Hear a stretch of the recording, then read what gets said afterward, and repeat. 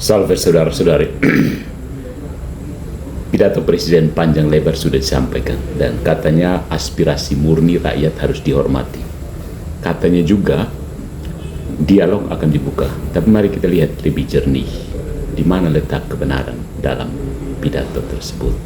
Yang pertama, ada bahaya reduksi. Presiden menekankan bahwa aksi yang anarkis harus ditindak. Itu benar, hukum ada untuk menjaga ketertiban. Tetapi di situ bahaya mengintai, ya.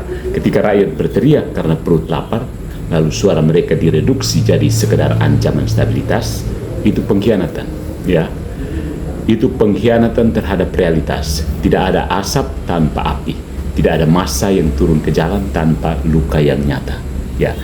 Yang kedua, ada ketegasan yang bisu. Beliau berkata aparat akan menindak tegas, tetapi bagaimana dengan aparat yang salah tindak? Janji proses transparan kedengarannya indah, tapi sejarah kita penuh dengan kasus di mana transparansi berakhir jadi kamuflase. Hukum jangan hanya tegas ke bawah dan tumpul ke atas. Kalau presiden sungguh cinta kebenaran, dia harus berani bicara. Jika aparat bersalah, dia harus dihukum setara dengan rakyat yang bersalah. Itu namanya adil, ya.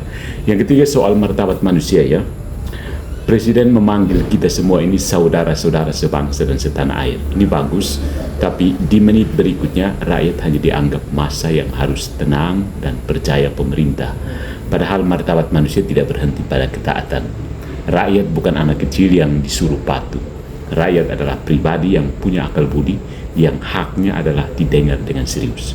Kalau pemerintah hanya menuntut percaya tanpa menunjukkan keadilan, itu bukan persaudaraan, itu paternalistik namanya, ya.